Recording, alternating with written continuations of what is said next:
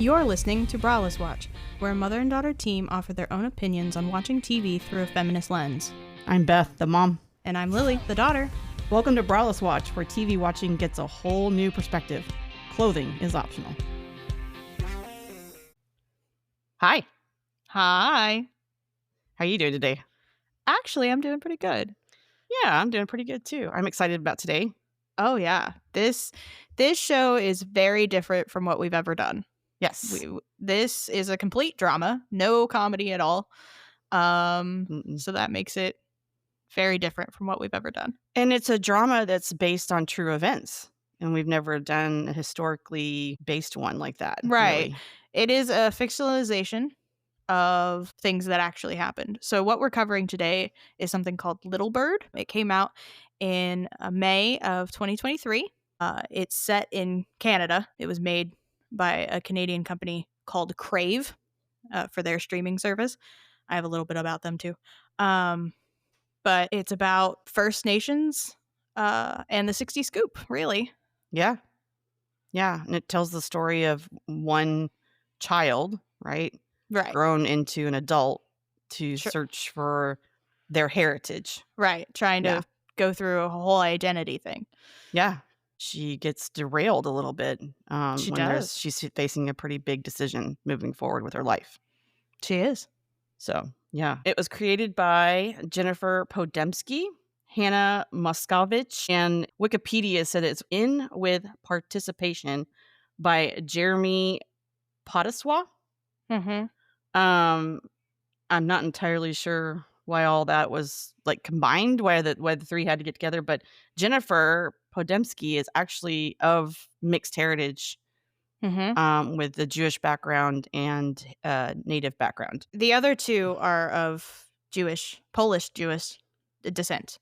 Right. And I did remember that Jeremy is of the LGBT community. He is, yes. Yeah. And I have in here too that it also premiered on Aboriginal People's Television Network along with Crave. Yeah, so it was have some information about that too. Yeah, it was mostly made by Crave. Mm-hmm. And this was the first series for them that came after their rebranding in 2018 because they were originally the Movie Network. Oh, and interesting. Then they changed to Crave when they acquired a Crave TV, which was a streaming service, and so they just combined it all into Crave. Sounds cool. I guess. It's Canada. I don't know. Canada streaming service. I don't know what the competition is like up there. I don't either. Interesting. Maybe it's cutthroat. I don't know. And for Canadians, this was the area in which this was centered into is Saskatchewan area. It's in two locations actually. Montreal, which is in Quebec, and Regina, which is in Saskatchewan. They're 30 hours apart by driving. Man, that's a long time. Yeah, that's why she flew. Yeah, that makes sense now, really. Right. Yeah. Right. I knew there was a little bit of like movie magic or film magic, as it were, with the driving and stuff in between. There was a lot of flat land and things like that imagery that we got, right? And I'm like, wow, how long has she been on the road? Right.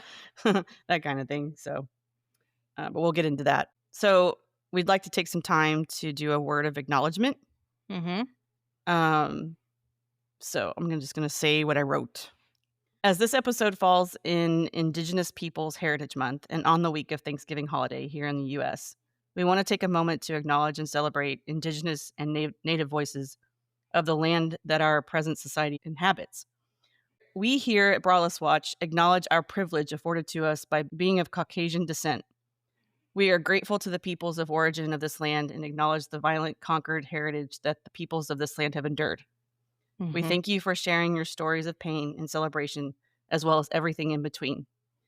We appreciate what these stories hold and hope to pass on your voices in a way that is in alignment with your vision of what is to be learned through them. We appreciate and acknowledge your existence in the history all the way to the present day of this inhabited land. I was trying really hard. Just a word to the audience, I will likely cry through most of this one. Yeah, this was very difficult. This was a difficult show to watch. It hit on a bunch of areas of identity, Mhm. motherhood, um, the neglect, right? Mhm. Um, yeah, and just the generational trauma and stuff. So, in that vein, I'll go over all the trigger warnings. Yeah, let's do trigger warnings. So, the trigger warnings for this series is genocide theme, Mhm. adoption foster story, poverty, Mhm. sexual content, police custody, discrimination, physical assault, Mhm. kidnapping, compromised child safety, Mhm. crying child neglect and abuse, hunting, smoking, racial profiling, grief and loss, emotional pain, sexual abuse, generational trauma, abandonment, fire, alcohol use, drug use, overdose, suicide, systemic trauma, microaggressions, and cultural expressions. Okay. Hopefully, I captured all of them because this is a very deep show emotionally. Okay. Okay. Cast? Yeah, let's do cast. Okay. I am an American and I will butcher these names. So, apologies ahead of time. We're doing the Yeah. best we can. We're going to just do a blanket apology just like we did on the We Are Lady Parts episode. I apologize if we get anything wrong. Just tell us. Just let us know. Right? We are happy We're to be corrected. this is not malicious. We're not doing it on Mm-mm. purpose. It's ignorance or just lack of tongue use if we can't get it right. Right? You add neurodivergent brain and wow, we got a Right, combo. right? It's fun. Okay. So, the cast is Beijing, Mhm. aka Esther, is played by Darla Contois. Mhm. Patricia is played by, also she's known as Patty in the show, is played Mhm. by Ellen Jade. Morris is played by Osawa Musqua. Leo is played by Braden Clark. Niche is played by Joshua Odjick. Dora is played by Imogen Cardinal. The grandfather, the name is Asin, is Mhm. played by Eric Schweig. 'Kay. Aunt Bridget is played by Michelle Thrush. And then Golda Rosenblum is played by Lisa Edelstein. Yes, and That's not even the exhaustive list of cast. it's not. The that excludes the children. Those are all the adult The adult actors. versions, yeah, of the children Yeah. too. Yeah. So just keep that in mind. For the American audience and maybe some other countries too. You may recognize Lisa, who plays Golda, as Mhm. she played Dr. Cuddy on House. Yep. Yeah. Yeah. She did really well in this Oh yeah. series. Yeah, for Oh sure. yeah. I was really impressed with her. I was impressed with all the performances. Actually, the acting was superb. The acting was very good. So, moving on, we're gonna do a little history before we get Yeah. started with the show, Let's talk about what was the 60s scoop. right? Cuz in the US that's not something that's talked about, but Mm-mm. it it did happen here too, but not as much. It happened a lot in Canada. Yeah, it was a large, basically swooping or scooping of kiddos out of the Mhm. indigenous people's land. So I Mhm. can read a little bit about like how the description came about. The 60s scoop refers to the time period primarily throughout the 1960s when indigenous children were taken or scooped away from their birth families and communities, usually without the consent of their family. The term was coined by Patrick Johnson in a 1983 report on indigenous children in the welfare system. And it Yeah. happened not just in the 60s. It started in the late 50s and Mhm. then it persisted through the 80s. Mhm. Which is why at the end of this series, if you have seen it, they were talking about how it's still happening, number one, and how what um Beijing or Esther is Mm. going to do with her law degree. Right? Yeah. You kinda get a sense of the future. Right. Yeah. which I loved how they ended it, so, we can get there, but, We'll talk about it. yeah. I did wanna make sure that we do tell our audience that this is still happening. Uh, Yes, and the show makes a point to say that too, yeah, in the title cards and in, the ending cards. right? Yeah, and I have resources for that too if you wanna share that with Awesome. them. Yeah. Okay, so I think that's enough to get us started, though. Sure. I wanted to point out that Saskatchewan had the only targeted Indigenous transracial adoption program. It was called AIM. You see it in the story itself. It's Adopt Indian Métis program. It's called Mhm. the AIM program.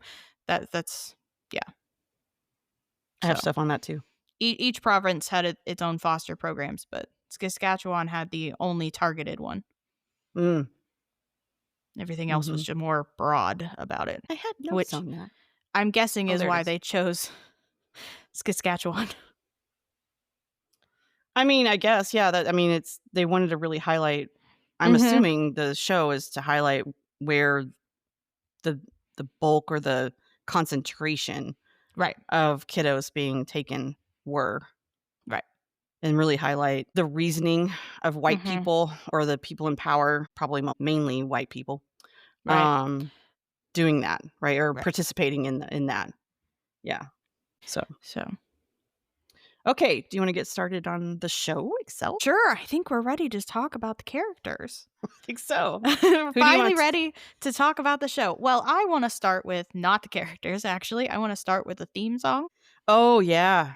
Yeah, yeah, So, yeah. the theme song is called Hey Little Bird by Buffy St. Marie.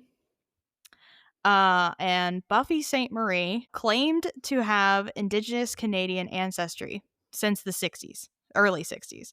Hmm. But an investigation in October of 2023, so after this show came out, by CBC News, concluded that she was born in the US and of Italian and English descent. Wow. Yeah, so she was lying. Some Indigenous musicians and organizations called for awards. She had won, falsely claiming an Indigenous identity to be rescinded. In 2025, many of her awards and honors were revoked. Wow. No, I Yeah, did not know that. My goodness. that's why I wanted to talk about it. To further the harm, Mhm. let's just put salt in all the wounds, right? Mhm. And this was after this show came out, Man, because this show came out in May. This report came out in October. yeah. So the theme song was based on her song, but from what I was reading, it had been rewritten for this show. I didn't get that far into it. I read that and Yeah. was like, "Oh, we need to talk about that." Yeah, yeah, yeah. No, that makes sense. But I believe if I may be wrong, but I don't think so um, because I think it's just part "Hey Little Bird" is part of it's just that song. I had read I now remember the word. It was said reimagining of Mm. uh Buffy St. Marie or whatever her name was. Yeah, Buffy St. Uh, Marie. See, I can't even bother to remember her name because she's so evil and awful. Um, so yeah, I think that the song itself had been written more in keeping with the show itself. So it's almost as if it was reclaimed, actually. And it could have been. I didn't look too far into it. I saw that Yeah, and I was mean, in like, "We that need to vein, talk about it." if that is true, I'm super happy that they did that. Right, right. I'm glad they did too. Yeah. Anyway, so now we can move on to the actual characters. Okay. Um, I think we should start with Beijing, aka Esther. Main character. Yeah, We follow she's her story. it's all about her, so we should start with her. Yeah.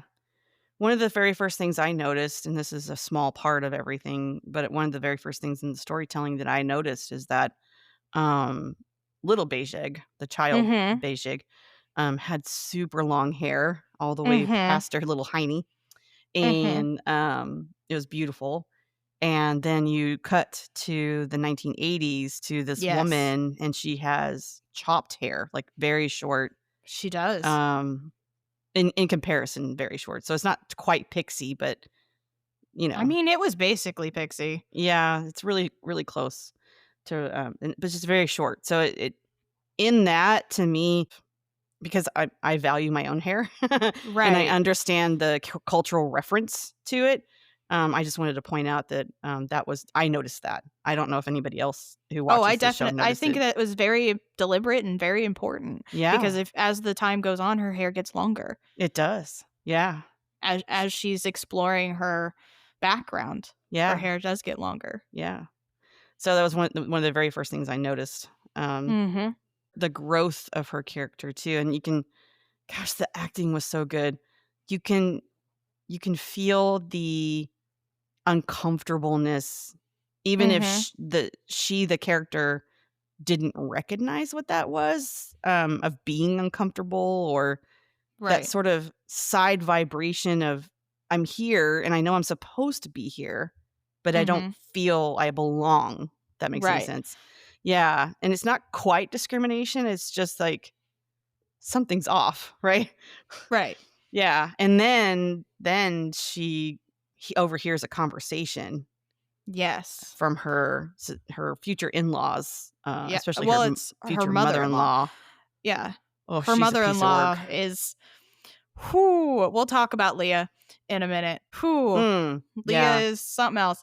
She Um, makes her voice very known about her knowledge, or very little bit of knowledge that she has about Beijing, right? And I think at well, one point she even says "one of them," or uses the word "them," so she doesn't. There's a or maybe lady. somebody else It does. was the lady she the conversation Esther overhears. I'll use Esther at this time. Um, Mhm. the in-law Leah is having a conversation with her daughter and another lady. The other lady says, "I have a cousin who adopted one of them and he's into drugs," Mhm. and says something Mhm. about how she should be happy. Mhm. One of the things I admire about Beijing is that she actually walked in on that conversation Mhm. on purpose to take up space and to exist in that area, right? Well, and if you if go back a little bit further, just go back a little bit, Leah started this whole thing with microaggressions against Esther before Mhm. this because she says, "This is my future daughter-in-law. Isn't she so gorgeous?" That part's fine. She's so exotic.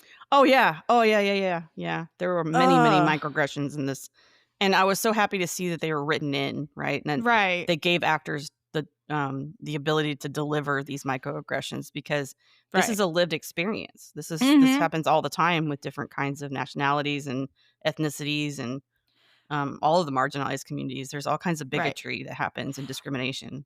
One thing I realized we should probably point out is that this is set in the late 60s and in the 80s, mid 80s. Oh, yeah. Oh, yeah. One of the things you'll find when you watch this show really, really fast is, they flip. Yes. So And they you'll just be fulfill. in the 60s, and then all of a sudden you're in the 80s, and they Mhm. continue that theme throughout the whole thing until closer to the end, when the stories sort of converge. Right. And I think it's written that way on purpose.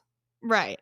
And the whole reason I'm bringing it up is that none of this is set in now time, in modern time. No, None of this is set now. So no. it's all previous. So keep that in mind. It does come up with the outfits. Shoulder pads Outfits, were a thing. one, the smoking. Oh, the smoking. There's so much smoking. Everybody has a pack of smokes. Yep. Everybody's smoking all the time. And that's very 60s, very 80s. Right? Yeah. Yeah. That's smoking was a big thing all throughout that time. So, I mean, I don't know if you know this, but, back in the day, when cigarettes came on the market and stuff, of course, it was heavily marketed to the consumer, right? of course. It was heavily lobbied, especially here in the States. Of That's just course. a short version of the history of it. If you're ever interested, please go read that stuff. But Oh, there's probably a whole podcast on it.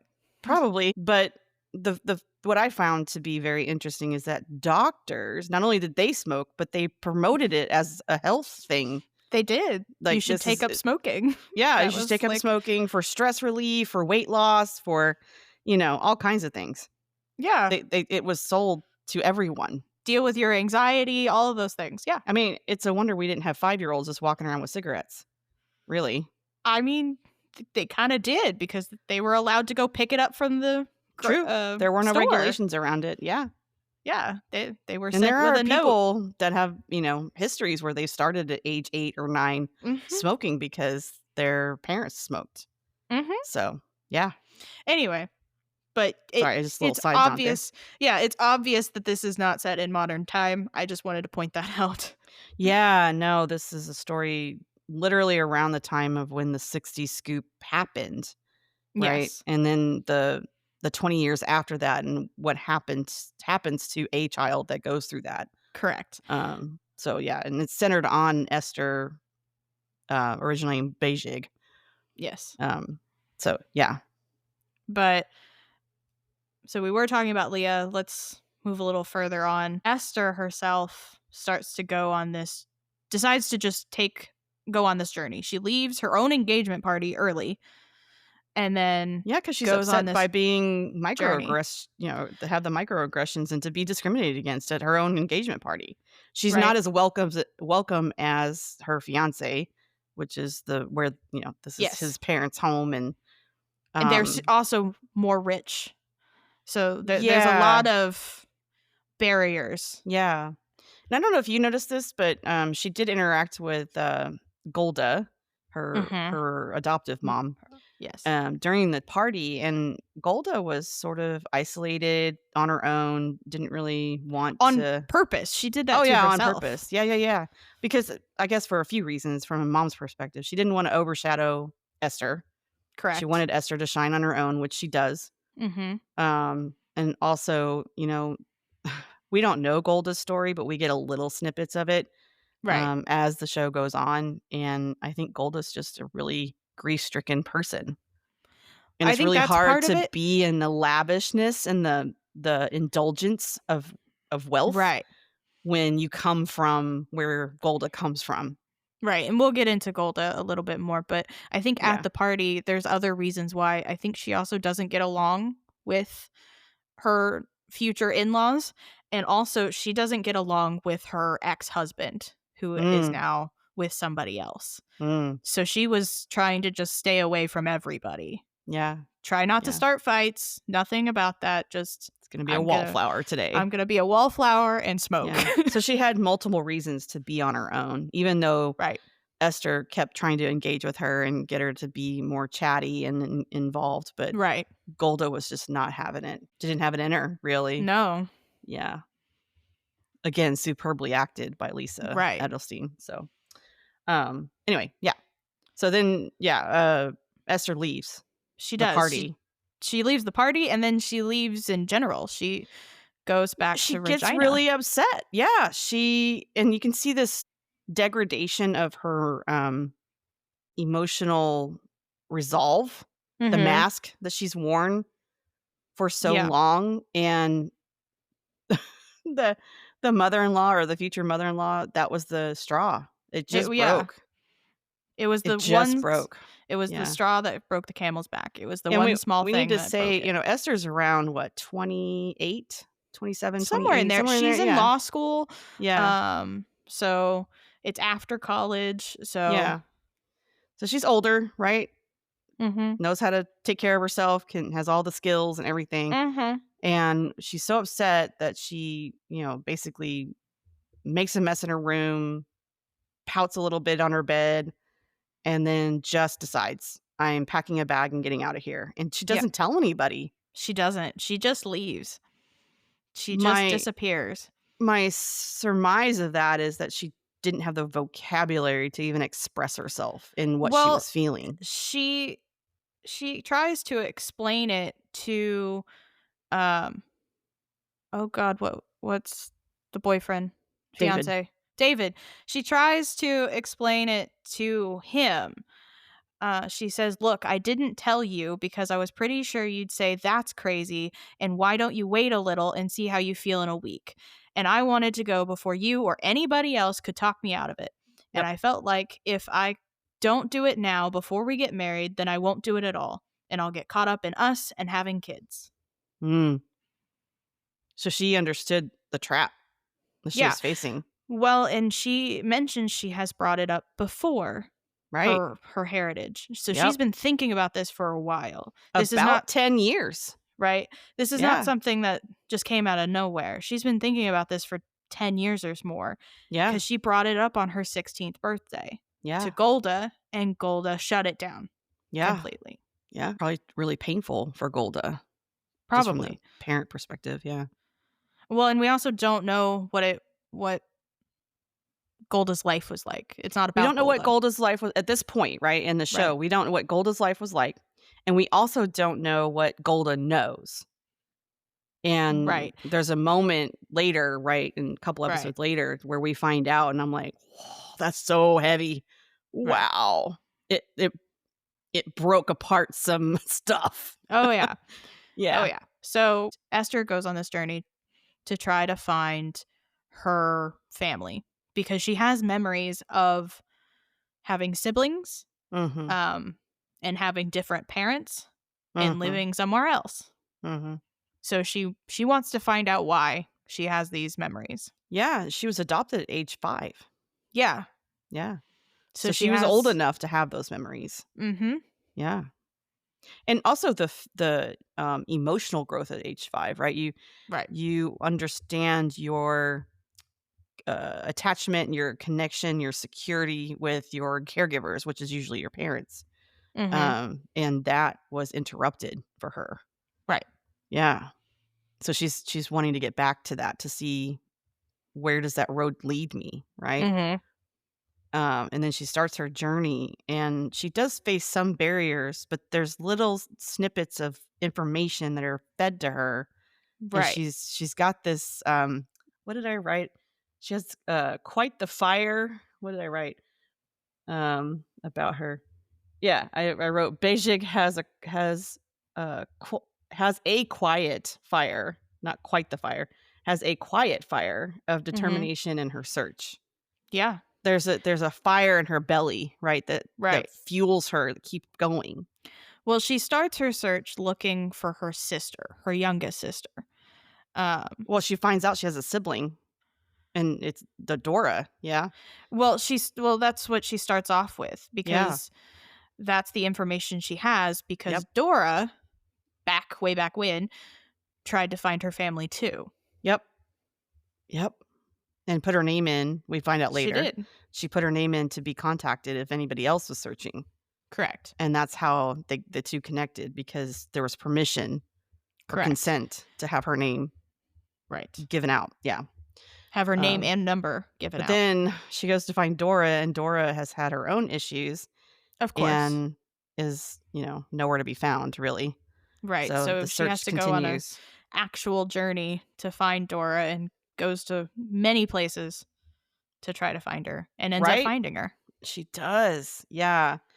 What I've found really interesting is that the representation for this show, the government was very closed off. The government was, your records are sealed. Like they wanted to put up every barrier for Mhm. Esther to find anything out about herself.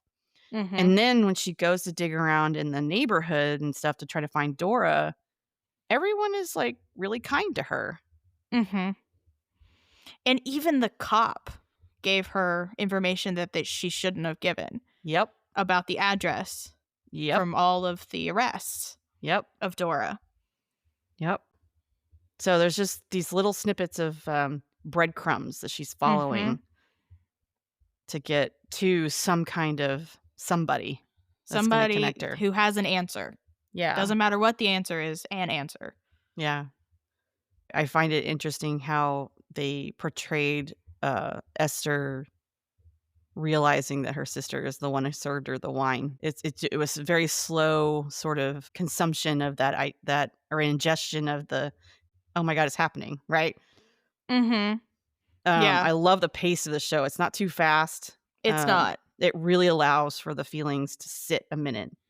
Right. I like the interaction with her and Dora, and I like that it wasn't all happy-go-lucky Right? Yeah. the whole way through. Yeah. I'm glad there were, different barriers after that they found each other Yeah.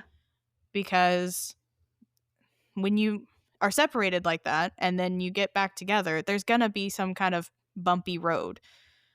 I It's not mean, going to just be happy. Dora went to ostensibly a middle class house, Right. um, of white people, and, Mhm. Esther was actually raised in a more affluent, She was. household in comparison to Dora's home that she grew up in. Right. And there is a sense of privilege that Esther has she didn't realize she had Right. when in talking to Dora, and then she's like, "Oh my god, I'm so sorry. I didn't mean to offend you." She didn't even realize Right. what she possessed because she had faced her own discrimination, Mhm. and, but she had enough emotional maturity to understand, how to back away from that and to apologize for it and to Yeah. learn how to interact with her sister in a better way or in a more And coming down to her level, right? right, I like that it was like that. I also like that it was a little awkward, Yep. where there was just awkward silences of them trying to figure out how to talk to each other. I mean, they're doing it alone. There's no therapist to support them, right? To Right. to lead that conversation. And literally, I mean, Dora woke up that morning trying to, make money to feed her baby, get ready for the Right? baby, and all of that stuff. She didn't wake up going, "Today's the day I'm going to meet my sister." You know, No, it you was don't so wake up knowing that, right? And right. Esther knew more than Dora did on that Right. day. And I can only imagine the mix of surprise and anger and joy and all of it souping together, right? Mhm. And then having anxiety on top of that, and then memories flooding you, and especially Right. when you go to touch the other person, you're like, "Oh my god, I know the energy, right? I can Right. feel I know you. Right. I know you on this level because they used to sleep together." Right. Yeah. Uh, Yeah. Speaking of, let's talk about the kids real quick because so they were pulled away and they were sleeping basically 5 to a bed or 4 to a bed. Mhm. Was it 5 or 4?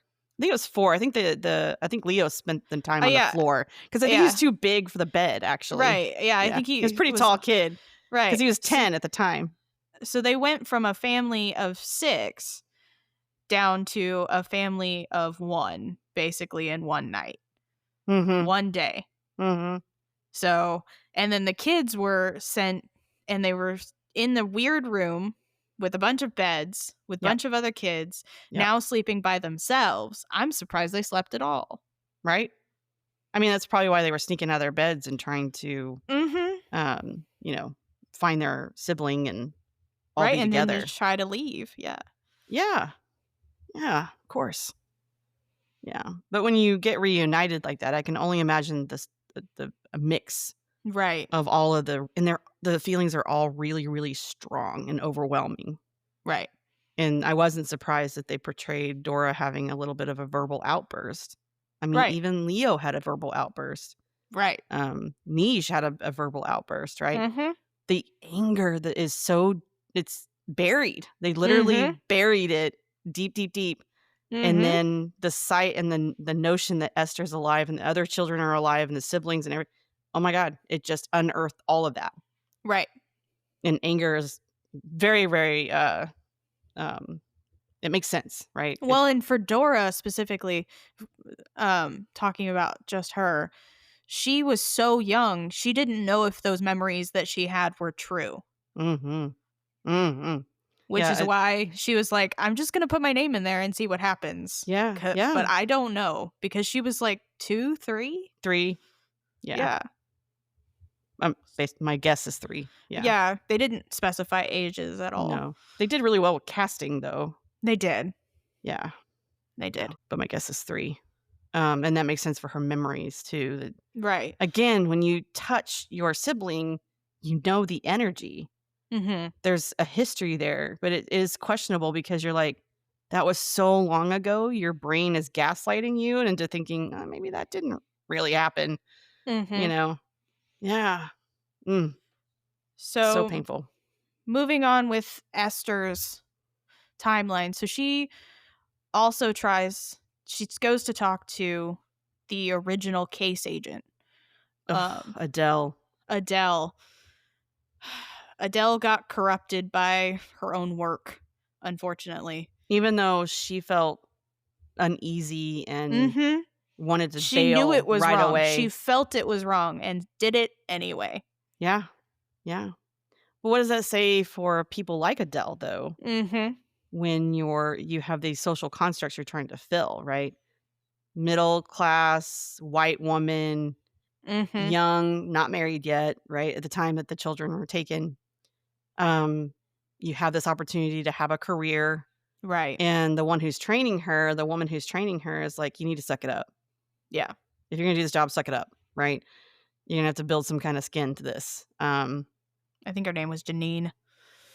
And, was just telling her, "You can't be doing this," which is, the tearing and the, being Yeah. kind and all that stuff. You gotta just keep saying the words and staying Mhm. to the guidelines that are put forth for the government on why this is happening, right? Right. Which is discrimination. Well, and Janine, I think that's her name, she also has this line of, "You have to think to yourself, 'I'm saving these children from a life of poverty.'"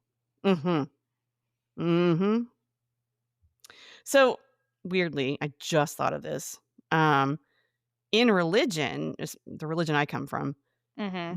especially Christianity, um, the whole point of Christianity, from my perspective, I could be wrong on other people. From my perspective, I was taught to proselytize to other people because I was a steward of God to save others' souls to go to heaven. And Okay. that statement you just said really puts it right back there, right? It That there's does. this sort of gaslighty line of we are saving these children from poverty, but it's it's misinterpreted. It's like Right. it's not real. That's not a real thing. Right. They're not taking That's in account the reality of the home, reality of the love, reality of the right. support that this family has. Right. And I think there was a line, if I remember it right, said something about the reason they got taken is because they didn't have a refrigerator. Yes. Yes, that Yeah, there was was a what line Patty about told that. Morris. Um, and they actually do. It's basically a root cellar. Yeah, So it's built underground and it stays cold or cool because of the ground. The yeah, earth has a natural temperature to it. yeah, Uh, yeah. And so anyone who's ever lived on a farm or in Mhm. kind of rural areas knows that that's how you do that. Right. That's And people just how like you do it. Janine or Adele, or even the police officers, right? They're all raised in the city. Mhm. They're not raised in rural areas, so all of this looks foreign to them. It's like literally alien. I use that in quotes to Mhm. them, right? This is something, Yeah. and it's because it feels that way. Then that means I need to other that. I need to discriminate against that because I don't understand it. Well, and the government at that time put in policies that if they have these things or don't have these things, then the children need to be removed. Yep, yep. That comes up again, right? Mhm. When Dora has her child. Mhm. Oof, so hard. So, um, we'll talk about Dora more in a minute. So let's continue on Esther. Um, so Esther, with the caseworker's help, quote unquote, she Mhm, ends up going to the Long Pine Reserve mhm. and um ends up finding her brother, Well, I the think oldest. Esther appealed to Adele, like, how would you feel if your daughter didn't know where she came from? How would you Well, feel about that, right? yeah, And how she tried to specifically put it in perspective. specifically if your daughter didn't know your son. That was the Oh, actual yeah. phrasing she said. Yeah. Yeah. Mhm. And I think it touched a nerve for her because she ended up calling later to give the information. I did like how Adele straddled her own world to not upset her own family and her own, safety net, Right. and still was able to find some kinda way to bridge that gap to Esther to give that information. Right. And she started out with, "If you're still in town," very friendly, right? Right. Like she's talking to a girlfriend or somebody she knows or she met Right. today or whatever. If you're a husband on the other end, think nothing of it. It's just a social call. You're just helping Right. somebody out. Or even just another worker. If Yep. you're still in town, go take a look here. Yep. Go spend some time here. Yep. It's very pretty. Yep. And Adele did not have to do that. She didn't, but but she there's did. some part of her, Mhm. yeah, that has some kind of compassion and empathy for this, and I think it had to do with that statement that Esther said, like, what if your child didn't know their sibling?" Well, and it does keep continuing on the Adele train, it does continue because she decides to start looking for another job completely. Oh. Oh, that's right, I remember. Yeah, that came out later. Yeah, that was later, Yeah. but she decides to, I will help you after that, but I need another job first. I'm not Mm. gonna ruin my job now." Yeah. She's much like a lot of other white ladies, they don't wanna break apart their social safety net, their security Mhm. that they've built or that they're a part of, and Mhm. what is not necessarily talked about is that they also face their own discrimination, their own They do, oppression. Yeah. especially And back then. yeah, Um, I don't yeah. know the laws, um, of the '80s back then being a single woman, but I know in the US it wasn't very easy or good, to Well, be I a can tell single you from my woman. experience that being a single mom in the '80s, because I was a child of that, Right. was very much looked down upon. Well, not You just in know. society, but I mean, but also, like, legally, it's very difficult to just be that. Yeah. Credit cards, those kinda Oh, thing, yeah, you can't get a buying house, you can't do anything. anything like Yeah. that. Yeah, you're forced to marry someone so that you can have Mhm. access to these things. Mhm. Yeah. It explains a whole lot, right, about my history and your history to Mhm. me, right, Mhm. and our female lineage. So, that makes sense. And Mhm. Adele was facing those same things. Exactly, that's what I was Yeah, trying to the bring up. social constructs, yeah, yeah. Mhm. So And, sh she probably didn't wanna leave her husband because she didn't wanna blow apart her family. Right. Also, not for nothing, but I'm sure Adele was like, "I don't wanna blow apart my family because I've witnessed these other families be blown apart." Right. There is more than just you at stake. Yeah, There are yeah, other families, including my own. yeah, Um, yeah. so There's a lot she was holding on to for sure there is. and trying to preserve. So continuing on Esther, ends up finding her older brother, Leo, because he stayed at the reserve. He wasn't taken away. Um, he was actually on a hunting trip when the Mhm, other kids were taken, and mhm. then was basically abandoned to his grandfather, left with his Yeah, grandfather. there was a small little conflict. It's basically an argument, but it wasn't a fighting, like, loud or anything like that. It's just very passionate conversation between the grandfather and Patricia. Yeah, we'll talk about Patty.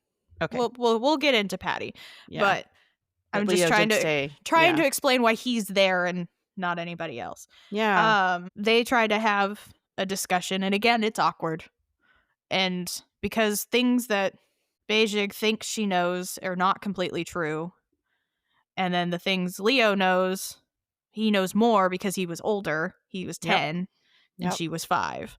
yep.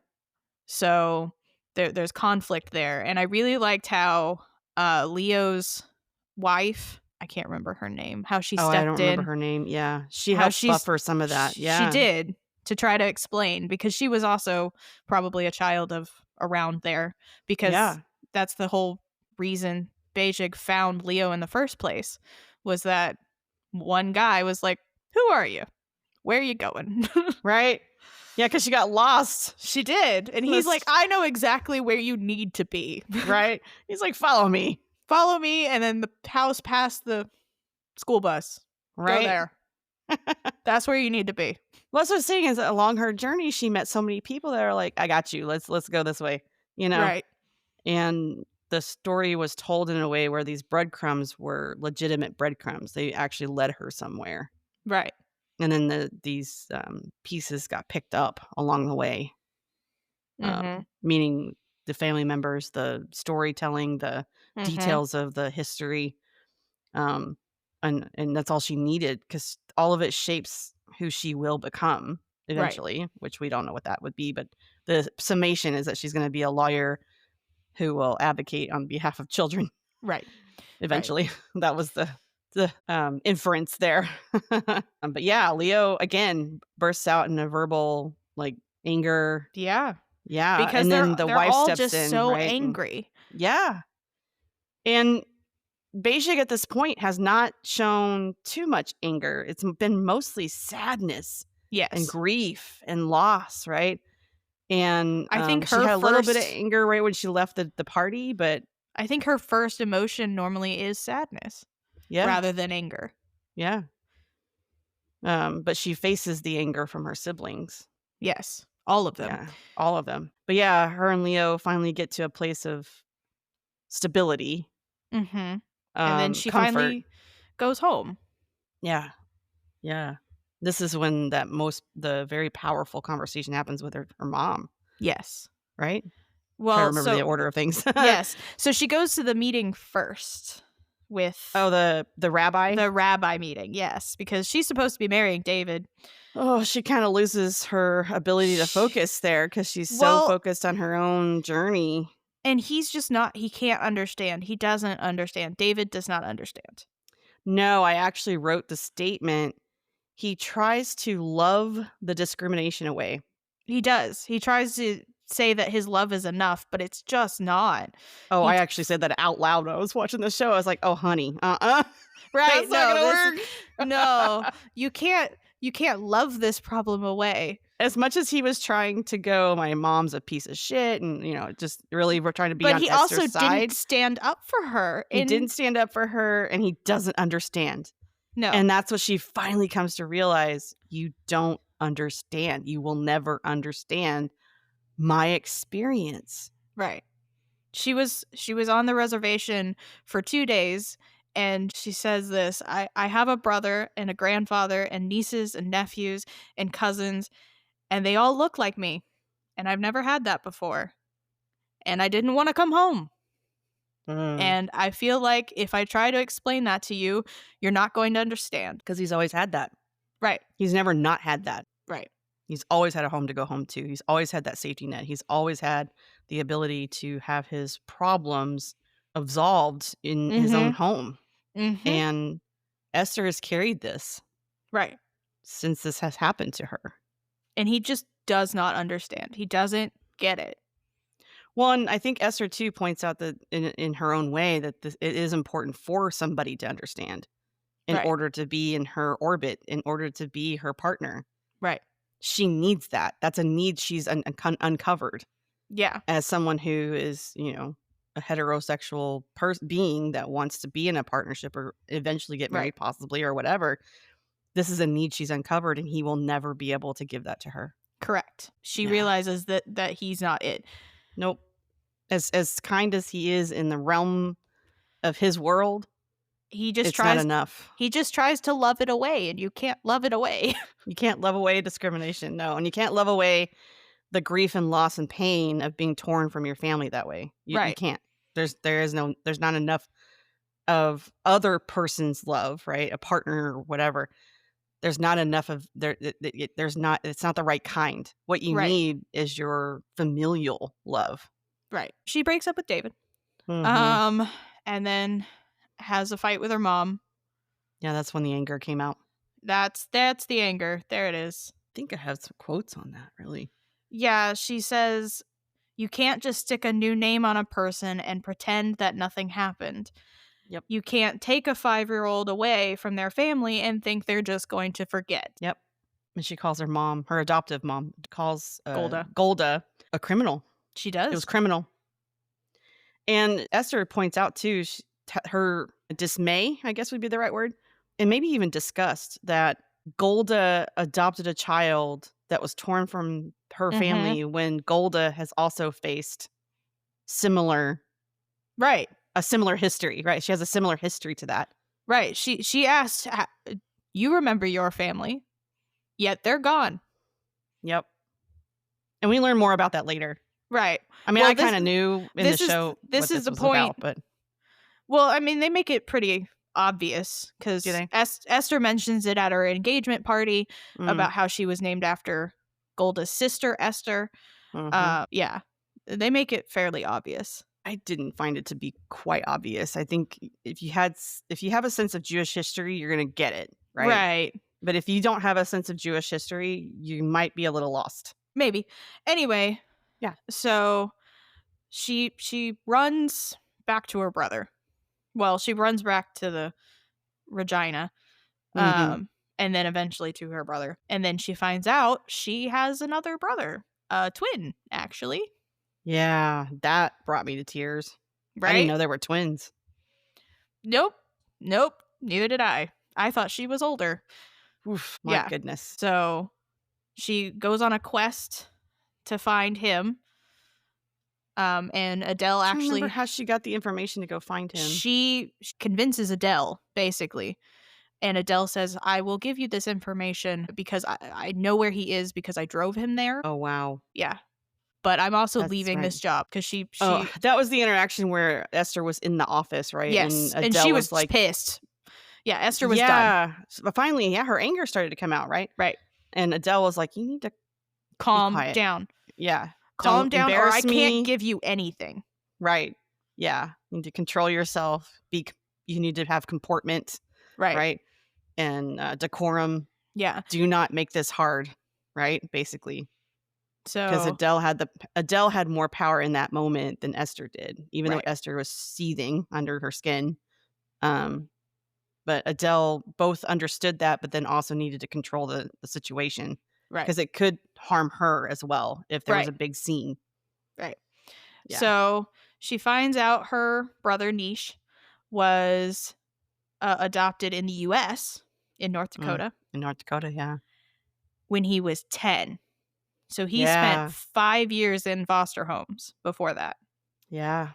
Esther or Bejig was adopted at 5, really pretty quickly, Yeah. actually. Yeah. Nish And was not. oh my gosh, all these names. The Golda cast is describes her. huge. Golda describes her, you were all done up in a dress and your hair was done and you were like just such this pretty little thing, Mm-hmm. But that was on purpose. It was Right. to make her more shiny, right? To Well, be and adopted. they had her say, "Are you my new mommy and daddy?" Ugh, that's Mm-hmm. heartbreaking. And I can only imagine Niche in his spunky way Not doing that? not doing that because apparently when it comes out later that he's basically a rebel. He doesn't really like to follow all the rules and Right. he's a little tenacity. He's got a little bit of his own mind Well, to I him. mean, yeah, that's how the whole thing all started. Right? It is really. Right. Because Bejig was like, "Don't do that," right? Right. And then he ends up catapulting a rock through A cop's windshield. yeah, and that's started the whole thing. Yep. They all couldn't she run wrote. fast enough. They were 5. Yeah. But so she ends up finding Niche eventually. Mhm. That took a little bit, but he's a lead singer Mhm. In a rock band. in a rock band. Yeah, actually really good. And she convinces Leo to go with her, Yeah. even though he has never left the res since his Oh, that kids were was born. so heartbreaking, and I understood exactly why he didn't Right? wanna leave. Like, that Right? moment, I was like, "Yeah, I wouldn't wanna leave either," because he watched his family blow up in front of him. He Well, watched his dad he was there. get That physically morning. assaulted. Well, it wasn't just that. It started that morning where he was going hunting, and then Mhm, the little kids were very excited for him to get his first deer and all this kind of mhm, stuff. And then he comes back with the deer, proud, mhm, and the kids are gone. mhm. And then his Mom father is gets upset, yeah. his mother's been handcuffed inside the house. He doesn't know Yep. that, but No, he didn't see that part, yeah. But there's cops, there's people he doesn't know, right, white people he doesn't know right. on the property, And yeah. then he watches his father get beaten basically to Yeah. death. Yep, very So close yeah, to it. I thought they were gonna kill him, actually, I mean they basically did. It just basically. took a long while. Yeah, yeah, so he witnessed all of that, and when you're So I'm 10, you have memories not from those surprised he things. didn't want to leave his kids. Yeah, yeah, because he knew the whole story, right? He Mhm. knew, that the 3 youngers got pulled away Right. because his dad was not there to Right. protect the home, and Leo was not gonna repeat that. Right. Because it's still happening, right? In the Right. 80s, it's still happening, Still and it's still happening. happening today in It is. 2025. Yeah. So, anyway, Esther spends a night of drinking. She with does. with her brother. Luckily, Leo stays sober Yeah, I am because glad that about was that. smart on his part. Yeah. He saw the writing on the wall. Well, not only that, but I think there's so much anger boiling there.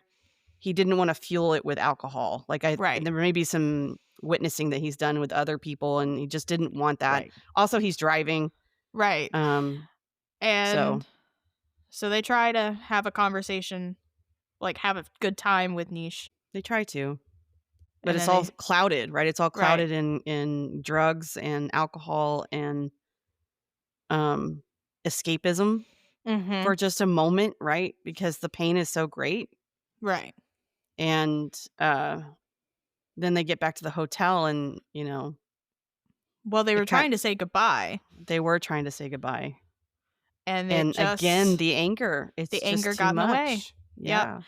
And then Esther convinces Leo to take her back specifically so she can Well, talk to Leo Niche. and Leo and Niche get into a physical fight. Yes. They don't really have a full proper conversation. No, they don't. They talk in fists. Yeah. And I They had a understood full that. That makes sense.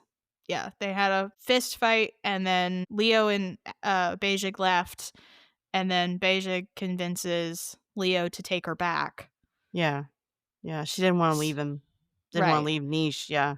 So that she could have a proper conversation, have a proper day. Yeah. Yeah. Visiting with him, reconnecting with him. Unfortunately, that proves to be too painful Right. for Niche. It Yeah. does. He didn't survive that, No. unfortunately. Yeah. So Um, she takes a bus back she does. to get back.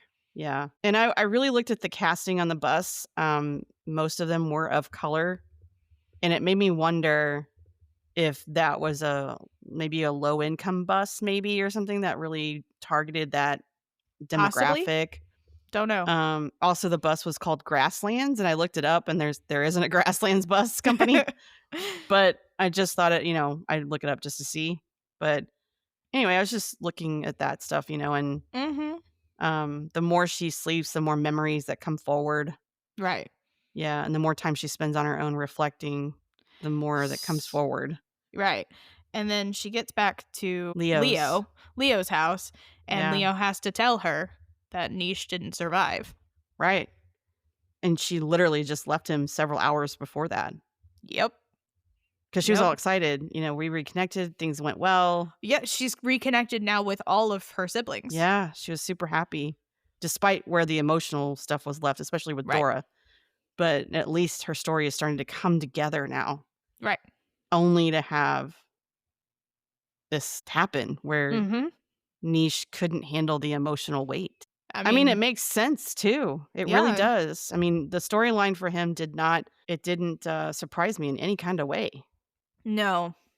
And we didn't talk too much about it, but he was adopted as a farmhand basically. He wasn't Oh adopted yeah. as a child, like Yeah, yeah, as a yeah. child to be part of the family. Which makes sense So, with the sister of that, right?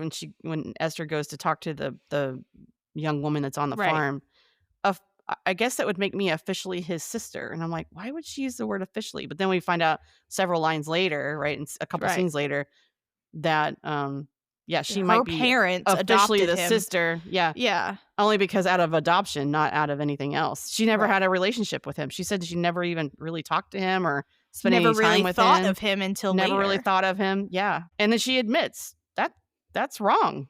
That Yeah. should have never happened. Mhm. Yeah. Which I found interesting too, that young woman was actually admitting that.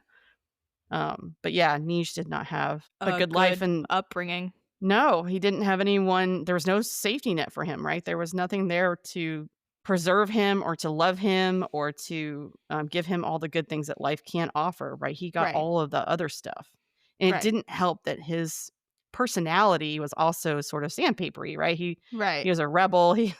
He He wanted to um, fight against things. he wanted to fight against things and have a little bit of his own mind in it, yeah. Right. And that didn't help with all the other things that he went through. And then he left at 16 from the farm Right. and went on to be So, a band member and a musician. yeah, in a band called Native Son. Yeah. Um, so Esther or Bajig calls Golda to come to the farm or come to the res. Ah, See, that got me. I knew I was gonna cry in this. Yeah. Ah, shit. Yeah, when I saw the title, I was like, "Oh, crap." To that one episode, because I was like, "Yeah, all right. Yeah, because that Yeah. episode was called "I Want My Mom," Yeah. which Yeah." when it starts, you're like, "Why is it called this? And Why then you why is get to it the end, called you're this? like, "Oh, now I know why." Yeah. That's why it's called this." There's so many avenues as the areas that where children need their parent. So, but to have Beijing call her adoptive mom speaks to the relationship that, Golda formulated with her, Right, in that we may not be on good terms, put that in quotes, but you can still count on me. I will still love you. right. I I will may not still be come happy help with you you. right now. I will still help you. I will still be there for you. I may not Right. be happy about it, but I will be there. I love And you, but I she may not like you right now, but I love right. you. Exactly. And Golda flies. She flies to it. Like, she just She does. immediately comes, right? And she is a wonderful addition to the Yeah, what is now forming, right, as Beijing's family. right. So, I think we've touched on Esther enough. Is there anything else you wanted to talk about with Esther's story before we move to another character? No, but I will say the cinematography in reflecting the journey and the artistry behind it, the Mhm. cinematography and the music, it all Yes. fits. Yes. They did a great It job with the is music. there was not one thing that I could say in a more creative way, like, if I was being constructive in my criticism, I don't have any. Right. This was beautifully done. I think my only complaint with the actual story is the ending, but we can talk about that Okay. when we get there. I think that would be my only complaint. Okay, let's I have a move question about on. that, but I can pin that for the Okay, let's moment. pin that. Pin all of that. Um, shall we talk about Dora? Sure. When she was taken, she was sick. Very, very sick. Yes. Yes, she had a fever. She had coughs. She Mhm. was not well at all. Yeah, yeah. Um, and that even fueled the social workers to take the child even more. Correct. And then the officer was like, and we have this, 'cause, Patty was trying to hide her hide Dora. Yeah, they had a compartment created A little bit of compartment underneath the in underneath it. the house Yeah, to put the children in to hide them yeah, when cops came by. yeah, yeah.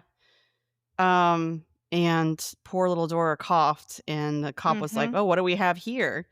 And they called it a punishment hole or some kind of Yes, thing like but that. they never asked Patty. We'll get No. into Patty. We'll get into Patty. We're Yeah, gonna. they This never is asked about her. this is about Dora. But little Dora came out, she was coughing, feverish. They didn't really seem to care about that as far as taking care of her. No, Because I didn't see any medical care happening, no, they didn't when care she got about to that. the intake facility, but, orphanage, whatever the hell that thing It was. was an intake facility. That's what they Yeah, yeah. called it. Um, and little Dora was just thrown into the back seat with, The Beijing and Niche, Mhm. and, they cared about creating this inference that this was some sort of punishment hole to Yes. add to their evidence, right, that this Yes. is a unfit home, Mhm. and then it just added fuel with her being sick, Right. which children get sick. Right. That's just gonna happen. Especially if you have 4 of them, you're gonna have at least 1 sick every Right. week. Um, Right. they just pass it around. So, yeah, it just made this whole scene worse, and I think Patty understood that that's what was happening. Yeah, Patty was Yeah. aware. But Yeah, yeah. focusing on Dora, so since she was adopted, Her um, story. yeah, Her and Niche, yeah. Dora had a hard life. She has worked her way out of it, but she had a hard life. She got adopted into a middle-class white family, that already Mhm. had a child. I I'm believe those. assuming he's a biological child. Yeah, I'm I'm assuming gonna he was a biological child too. that would be my Um, assumption. he's a white kid. Right. He was older based on what. was given to us as Possibly? information. He Um, could have been same age? in some kind of way, he had power over Dora Yes. in the home, and it was unbeknownst to the parents, from what I could tell, until the one fated night where she got kicked out with only the clothes on her back, I'm no money, surprised she could grab a jacket. right? No food, nothing. And she was 15, 16, Possibly, she could have been 14. 14, Yeah. very She young, no way to take care of herself. Mhm. They were caught, I guess. I don't know how this came about, but apparently the brother was sexually abusing her. Yes. And of They course, blamed her. the mom blamed her and kicked her out and blew up that family. Right. Yeah. And Dora never went back. Yeah, and even when Esther went to go try to find her, the mom was like, "She was a good little girl, and then she went bad." And I was like, "What the hell does that mean?" Before we knew all the things. Right, But right. now I What understand, that the woman was blamed, basically. Dora was Mhm. blamed for having any kind of curves or suggestive clothing or whatever the fuck, For right? existing in For her own home? existing, yeah, as a woman or as a Right. girl. Yeah, that it was all her fault. It was all Dora's fault that her son was attracted to her or was having these thoughts or even these actions and behaviors towards Dora. Right. That her son was the golden child and Dora was the bad child. Right. And once that really like hunkered into that woman's mind, That was there it. was no way coming back from that. And poor Dora was just left Poor to be on Dora. her own. But she worked and got through it. Um, She became a sex worker for a while. she did. She had some solicitation. She also had assault. Um, Yeah. my favorite is when Beijing tries to go find her at an apartment that the cop gave her the apartment. Yeah. Yeah. She finds Val, who lives across the hall, and Yeah. Val, I like Val.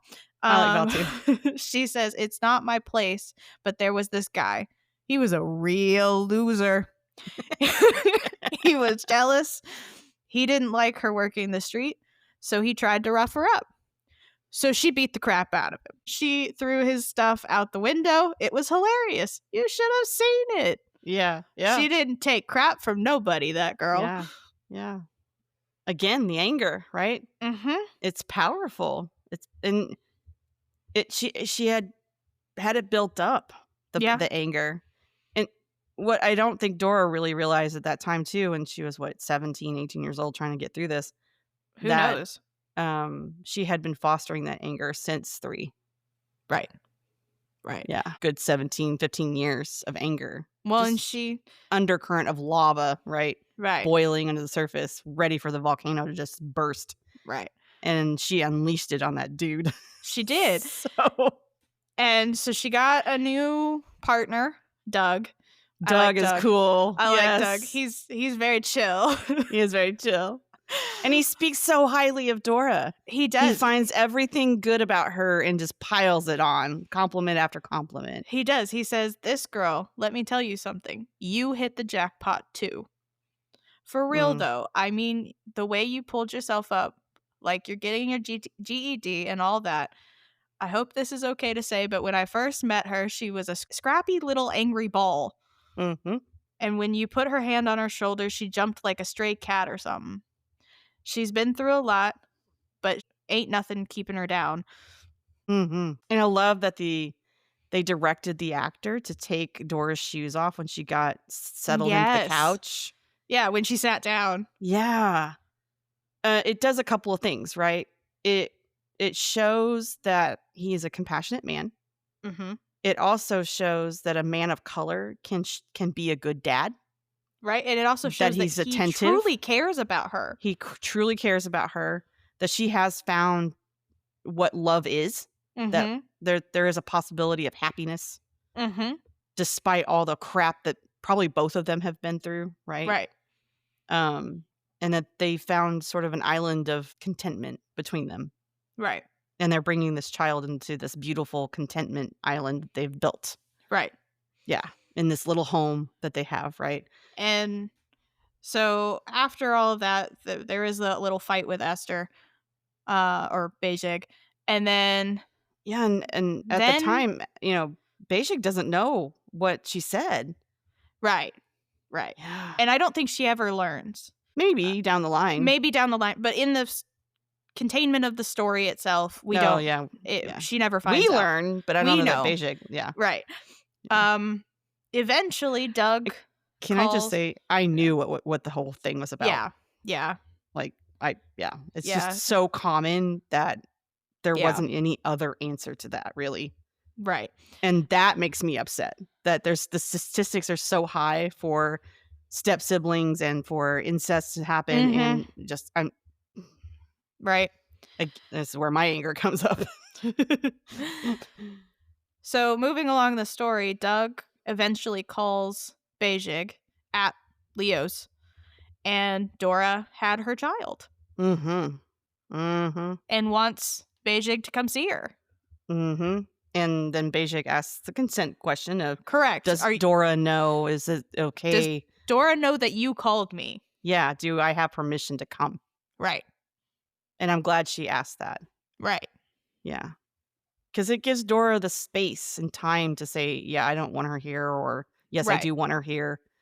And Beijing is super happy to have her there when she gets there, and they're able to have a small moment, one little moment One moment of before connection. the caseworkers appear to ask about taking Dora's child, who is not even a few hours old, Right? away from Dora because of her past. So, can I just say, when I saw that happen, I literally punched I had a fist and I punched it down on the table and I went, "Motherfucker!"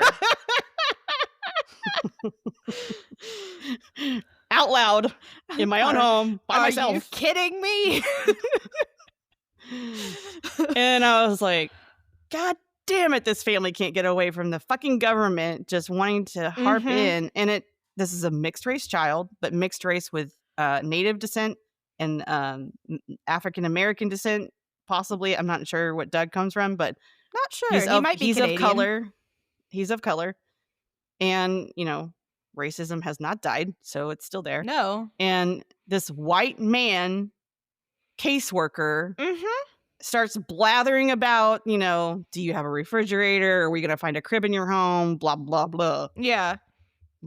Checklisting off this freaking Mm-hmm. clipboard he's got. And about how we're not going to take your child today, but we will be in contact. Right? And then Basically threatening her. yeah. And Bajik's like, "When are you coming?" And he's like, "Whenever we want."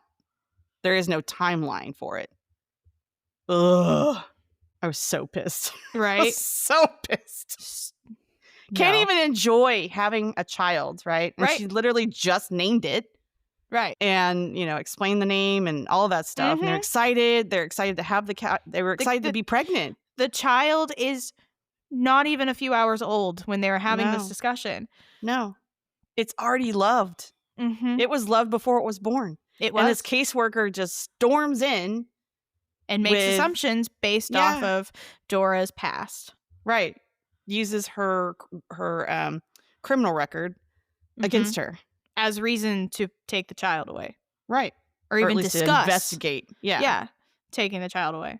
Ugh. Yeah. No, I Very was frustrating. so angry. Oh, yeah. So angry. But anyway, Dora does get to meet the rest of the family. She does, yeah. She comes to the funeral Yeah, procession. the gathering. The Yeah. gathering. Ceremony. Ceremony. That's the word I'm looking for. Yeah. You know, the thing where everybody gets together. That thing. I think celebration might be in there too because they Life celebrate the celebration. life of, Yeah. the person who's passed. Yeah. Yeah. Yeah. So that's a good thing. She got to meet everybody because that Dora was the one that hadn't met Leo, hadn't Yeah. met her grandfather. One, kind I of don't know things. that Dora had any memories of Leo. They were 7 years apart. Well, if you notice, Bejig didn't either. Yeah. Yeah. Bejig didn't really remember Leo, which is why when she had that photo on the stoop, she was like, "Oh, is this you, Leo?" And he's like, "No, that's your twin." Wow. Wow. Yeah. Powerful stuff. Right. So if you take that into that context, Leo had, several years of being an only child Yeah, he was until 5. Patty got pregnant again with Yeah. the twins, and then all of a sudden there's a whole family, Right, a slew of them. siblings. Yeah. They're everywhere. Why are these things crying at me? I can only imagine as a 5-year-old, like, you know, Right. and after spending Um, 5 years of being an only child and having the attention of my parents, right, all to right, myself, and then all of a sudden these 2 creatures are screaming and bellowing out, and right, taking up my parents' time when I'm the one that was the only one for 5 years. right, So I can only imagine the adjustment for that. right. Huge adjustment right there. Yeah, yeah. Is there anything else you wanted to mention about Dora? No, her on-screen time was very short, It actually. was. It really Yeah, was. yeah. Um, okay, I think we should move on to the mother characters, Oh and I think gosh. we should start with the easiest one, Leah. Okay. I think Leah's the easiest because she's a bitch. She embodies, and I actually have this, she embodies white saviorism, Yes. That's even exactly what it though is. even though Golda participated unknowingly in white saviorism, Yes. because of what she was told. Right. Leah actively embodies that, right? She really does. So let me go up because I actually pulled the definition of white saviorism for our audience. Awesome. But What is white saviorism? that's Yeah. exactly what it is because I was like, she's just a bitch. I mean, that's a short version. But white saviorism is rooted in colonialism, which is colonialism is when one group conquers another group. Mhm. Um, and it is the belief that white people are inherently more capable than non white people and have a duty to save, that's in quotes, save them from their problems. Yeah. Yeah, that's This is Leah. this is often seen in narratives and actions where a white person positions themselves as a rescuer, which can be insulting, perpetuate harmful stereotypes, and undermine the agency or the autonomy of the communities they claim to help. Mhm. Yeah, that's Leah. And It's she doesn't understand what she's saying is wrong. She literally says that. I don't know what I did wrong. yeah, I guarantee you, she's one of those people who are like, I'm a good person. Mhm. And it's not just Leah, the social workers, Mhm. all anyone Mhm. that participates in this whole um, farce of a agency that takes kids away, right? Mhm. It's all rooted in white saviorism Yeah, it is. It really is. because Native people do not follow the same social constructs that have formed in Christian white Mhm. households, right? So that's different social construct. And then white households have not educated themselves. Well, there's two things. They haven't educated themselves that they're different, number one, Right. and that matters, it has value. That's number one. Number two, they also see themselves as superior to Yes. all That's other, so annoying. yeah, all other groups or populations. Trust me, I am not superior to anything. No, no. I I'm actively not. practice egalitarian, and I actually value other people's autonomy Mhm. almost to the point of dismissing my own sometimes. Yes, yes, you do that. You do that. But that's the caregiver part of me, right? That's Right. that's what makes me the person I am today. So that's what white saviorism is. Well, that's definitely Leah. Mhm. She does not understand. Just alongside David, she doesn't understand. I have to Yeah. say, David tried. He Yeah. tried to bridge the gap. He did. There was just too much there, and he didn't know how much was there. He didn't have enough experience. Him being a No. doctor will help, but he needed like 10 years, a decade or more of Right. experience in the hospital to understand some of these concepts and these constructs. Possibly. Possibly. Possibly. It It dep depends on if he goes to a high level, which we can talk about hospitals because I actually have a I thing have about that. I have a little bit about hospitals too. Um, Apparently there were segregated hospitals back We'll then. we'll get there. We'll get Yeah, there. yeah. So, Anyway, so yeah, it just depends on the type of doctor he wants to Right. be and where he wants to go. And this experience with Bashik, we don't know if that really influenced him to further his education in this because he may be hurt by her leaving, It may also or it push him the may other way. it might do the opposite. I was hurt by these people, quotes again. Mhm. Um, and I'm going to now weaponize that and Right. be angry about it the rest of my life and become an angry white man. Right. So that Great. could happen too. Um, And yet another one is okay. born. Yay. Well, we're not here to talk about white men, so we're moving on. No, we are. Um, so we're gonna talk about Golda. Let's talk about Golda. Oh, man, yes. I think Lisa Edelstein did such a great job with, I'm gonna start crying again. Emulating or emoting the Mhm. weight of Jewish heritage. Mhm. Yeah. The the slunken shoulders, the sort of curved in body. She Mhm. didn't really stand up straight until she had to, Right. she felt like she needed that extra strength to just get through whatever the next thing was that she was doing. But for the most part, her body language was, um, She did a really good affected. job, She did do it a really good especially job. with the small emotions, right? Yeah, yeah. So there's microaggression, but there's also microemotional, right? Where Yes. you can emote these aspects where you have the slant of the corner of your mouth, or Mhm. um, you know, the building of a tear in the corner of your eye, or And that's what makes a any good of those actor. things. Oh God, yeah, yeah. And she did that so well. All of them acted Yeah, they so did. well. The craft was just so well done, and it really was supported by the writing, the cinematography, the music, the costuming, like all of it really Yeah. just was really well done. So, So Golda herself mhm, is a Polish Jew, mhm. um, and is a survivor of the Holocaust. Yeah, yeah. Now, did you see her numbers on her arm before they actually highlighted it No, because in that scene? they mostly had her in sleeves. Right? They covered it. I didn't notice it either. I I did get think the it's gist of her story though right. before that. Um, and I didn't realize that she was actually one of the survivors of the actual Holocaust until they showed the numbers, and I was like, "Oh, geez." Yeah. She Yeah. So she it's did witness unclear. her family Yeah, it's unclear being ripped from exactly her. how much of her family is still existing, Yeah. but I think I'm assuming not a lot. the anger that Esther blew up at her, and that they're so well done, that the kitchen table, Mhm. which is for Jewish faith, I don't know if you know anything about this, but Jewish faith, when you come around the table, the weight of, the ceremony of breaking bread with your family members and the people you love, Mhm. there's a lot of sacredness to the table that you use, right? Yes. And for that fight to happen over the table, Mhm. and then for it to reveal so much, Right.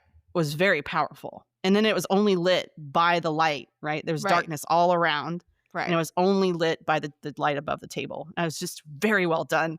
It And then the is. acting, and you see Esther standing and like leaning on her hands and yelling at her mom, and her mom is crumpled, right? Right. And with a cigarette in her fingers, and she's like, "That's not what they told us," right? And she was trying to defend her own actions, and then she just shut up because Esther was right, Right. and then just let her go. Let Because Esther go. she couldn't fight it because Esther was right, but at the same time, Yeah. we find this out later. She has this line of, "When I first met you, you were all dressed up in a nice dress, but you didn't smile. And I thought, she has lost everyone. I have Mhm. lost everyone. This is a good match." Mhm. It wasn't true. You had a family. Mm. Yeah, and as a mom of raising this child, Mhm. had to face that. Mhm. So, as a mom, you're like, "My child has gone through more things than I have witnessed her go through." Right. I can only imagine what that feels like, Right. because I have witnessed my child go through all of the trials and tribulations of being raised as a kid, right? And going Mhm. through all those 2 decades, and having me as the one person that's solid for you. And then Esther had that, but she had that before Mhm. Golda. Before Golda, yeah. And Golda thought she was adding to the She story thought she for was Esther. truly helping her. Yeah, she thought she was truly helping her, that she was doing a good thing, right, by Mhm. taking on this child. And it turns out that she was lied to yet again by another government. Right? Another government I lie. can't even imagine the pain that Golda was feeling in that moment. Right. The weight of that. To be lied to by 2 governments and to break apart 2 families. Mhm. And that's part of Golda's story. Man, that's just wow, that's so heavy. It's very heavy for Golda. So Whew. Golda, however, does get fully embraced Oh gosh, by yes. the rest of Beijing's family. Yeah, Fully yeah. embraced.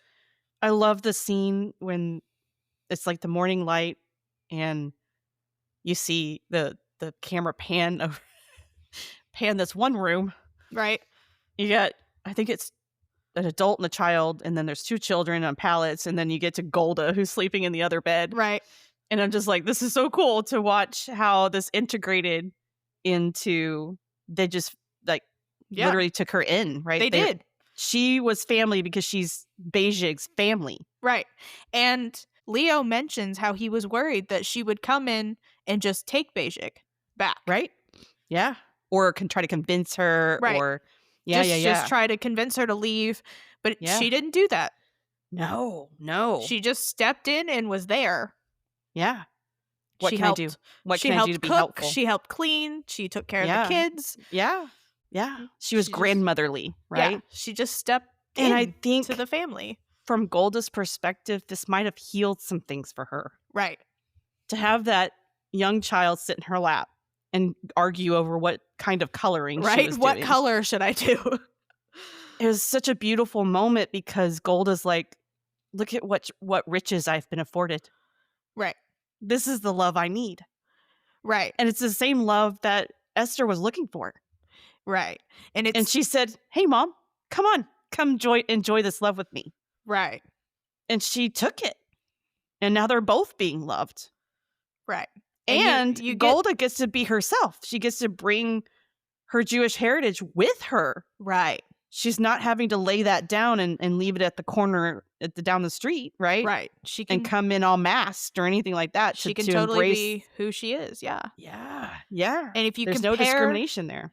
compare her hanging out at Leo's house to the comparison of her at the engagement party, Yeah. it's very different people. Oh my God, and the body language is so different. Yes. Yeah, yeah. And Very and different. the social norms were different. Right.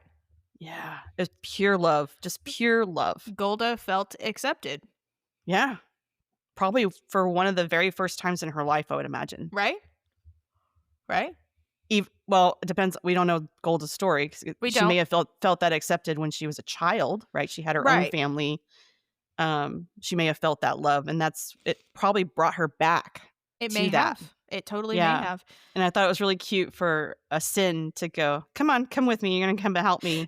Yeah, when you've And been she's like- contracted to go help with an errand, I've you been know you're conscripted, you're part of the family. right? when And- it's you, go, let's go. Yeah. I love that he incorporated this, and it's a very small gesture, but for me, it was huge in that you're an elder, I'm an elder. Let's go take care of this for the kiddos, right? Let's go Right. do this for our youngers. Let's do our elderly duty. Well, and I he- mean elderly and elder's duty, right? He also complimented her on her Oh my raising gosh, yes, yes. of Beijing. Yeah. Which is I have huge. and she actually answered back. I have a line that she said. And she goes, I don't know what it's like to find family. Yeah. She never got hers back. Nope. She knew they were gone. Yeah. And now she gets to partake in this love, just by being open and actively engaged with this process Right. and not being possessive. There's a time when they're in the car and Golda's like, I think you're making a mistake. Yeah, she But says it is your mistake to make. Yeah, that's exactly what she says. Yeah. And I was like, wow, that is one heck of a mom right there to Right. be able to let go of your own idea of what you thought your child would turn into and to take in the information that your child has tried to tell you that Right. has changed them and why they wanna change their mind, Right. and for Golda to be able to express herself, and then Esther's like, "Thank you." Right. Because in that moment, they each, respected their own autonomy Right. and their Right. own bubbles and their own existences, right? And they each got to take up space in that bucket seat of a car. Right. Yeah. So, it's just yeah. There's a lot of these beautiful moments like that. Yeah. And Golda's had a lot of pain in her life, and she's done. She's ready to not have that kind of pain anymore, I Right. think. And the same with the sin too, I think. Right. That's why they connected so much, is the sin's witnessed so much pain. He really has. It's exhausting. Mhm. Yeah. So, speaking of that side of the family, shall we move to Patty? My God. The acting was superb in this, but I want to say, whew, Take a breath. Ellen Jade Yeah. embodied the pain, Mhm. the wailing Yep. from her toes. It's like she reached back in her ancestors to She did. scream forward. Oh my God, it's so hard to watch. And she did it when her children were taken, and then she did it in the courtroom. And then Yep. she did it over the side of the hill. And she just lost herself. She didn't even know where to go next. Yep. And she never found her kids. Nope. They found her. And I mean, the universe, right? The way the story is written is that she learns of Amnesia's death On via the the radio. radio because he was a musician and they wanted to play He his was, song. and he was somewhat famous. He was, yeah, in the area, yeah. That little Yeah. geographical area. He wasn't hugely He famous. wasn't but huge. He said he didn't want to be hugely famous. No, he didn't. He He just wanted liked to. the level of fame he had, but he was famous Yeah. enough that his Yeah. name, his real name, got on the radio. Yeah, yeah, and then she got the pride and the grief all at once to Right. learn about that. And then she's like, her fire got lit again to Right. go find them. Go get to the funeral, get to the ceremony, find them. Right. And she had been away Most of 20 Leo's years. life. Yeah. Yeah. Because Yeah, it's a long time. he went to live with a sin first because Mhm. she was threatened that she was going to lose him at 2. Mhm. And Mhm. so she sent him to live with family and then just never took him back because she was trying to find her other kids, and then eventually just left because she Right. couldn't handle the pain. Yeah. Yeah. Well, and there's so many other barriers, right? The discrimination of who she is, where she comes from, then being able as a woman to make money, right? I did find She that also lost her husband. she also lost her husband, Right. so livelihood there, right? And the love of her life, you could totally Oh, tell there yeah. was so much love between yeah, them. in that home. Yeah. So everything that her identity stood for was gone. Right. There was nothing left of her. I'm actually surprised she lived that long, Right. really. And then we find her, being a housekeeper type or caretaker Caretaker of of a church, yeah. Yeah. And she just packed whatever She minor could grab. belongings she's had. Yeah. And I found it really poignant that they had written in that the song that they played to honor Niche was a song that he had heard as a child, and he had incorporated some of the Yeah. music that he had grown up with. Right. And that was a song that she had sung to the kids and while she was just working around the house and stuff Mm-hmm. and taking care of them. Mm-hmm. So it was a reach back for her It was. to connect. Yeah. Oh, the actress did such a good job in especially the courtroom. Oh, the courtroom. They did not give her a fucking chance at all to get her kids back. It's like she wasn't even standing there. Yeah, they didn't ask her a damn question. No, and she even tried to stand up for herself and say, "I have something to say." Right. I have And things to say. the social worker was like, "That's over." The ruling's been done. Yeah. You didn't even ask her about anything. Yeah. And then the actress did like this, you could see the wave. It was like this silent scream. Uh-huh. And then her jaw just slowly opened, and then all of a sudden sound just emanated in the courtroom. And I was like, oh my God. I think I had to pause it at that moment because I was like, whoa. Yeah, it was very good. So painful to listen to someone wail like that and then to know why. Right. Yeah. I mean, man, my empathy is, like, really activated for this I show. know. I know. Then you add in the identity of mom, and I'm like, "Ooh," you Right. know? So, yeah, that actress really did a good job in portraying the pain. Right. They all did They actually a really did. good job.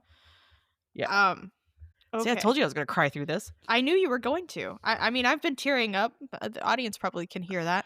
Probably. Okay, is there anything else, anybody else you want to talk about? Um, I mean, we didn't talk about Bridget. Bridget wasn't on camera very much, but I can only assume that Bridget was the auntie, right? She was. She was I the don't know that she auntie. had any of her own children or anything like that. They She didn't really show that she mm-mm. had gotten married or did any of those things. No, I don't think she And did.